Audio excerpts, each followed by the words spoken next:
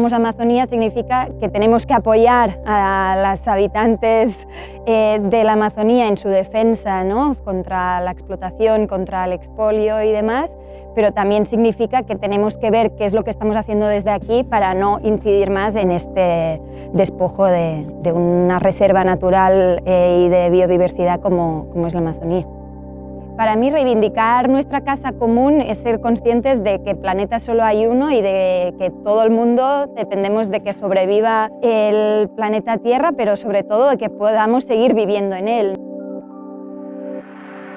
Trabajo en la denuncia y en la investigación sobre los impactos del poder corporativo. En concreto, he estado investigando y denunciando los impactos de las empresas españolas, vascas, catalanas en América Latina. Y ahora estoy trabajando en el Observatorio de Multinacionales en América Latina, precisamente en eso, en seguir haciendo investigaciones y en poder también visibilizar y hacer de eco de las denuncias y de las movilizaciones que hay en varios países de América Latina, y creo que no podemos mirar hacia otro lado y tenemos que implicarnos en eso. Y hablar de todo ello me lleva a decir, vale, ¿y yo qué hago?, ¿no? Porque hay una parte que dices, vale, está muy bien, ¿no?, vincularte con luchas de otros territorios, pero hay como una necesidad de decir, necesito también que mi vida sea coherente con eso y necesito también no solo hablar del arraigo a la tierra, de la defensa de la tierra de otras mujeres o de otros hombres, sino también poder defender yo una tierra, un territorio y poder también arraigarme, ¿no? Y al haber podido cambiar mi sitio de residencia y empezar a vivir en otro contexto, pues también me ha llevado a poder trabajar un pedacito de tierra, intentar ser más autónoma en relación a la alimentación.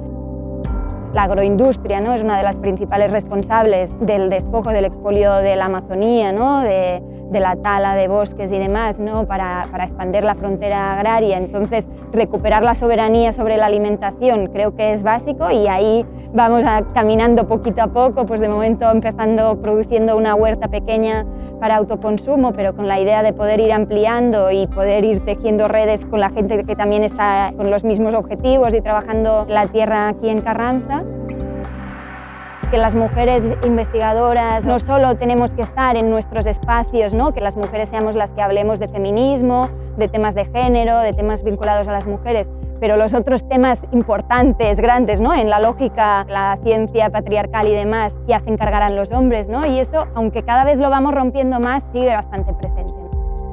Luego, ya más recientemente, nos vimos con la necesidad de defender una cosa muy básica, ¿no?, que es el tren, un servicio completamente deficitario, con muchas incidencias, cada 2 por 3 hay retrasos o se averían los trenes. Y parece una lucha pequeña, pero para mí es una lucha con muchas resonancias, muchos ecos a nivel global, porque una de las piezas claves para una transición energética es el transporte público, y por tanto recuperarlo, o por lo menos no dejar que se pierda, es un frente importantísimo.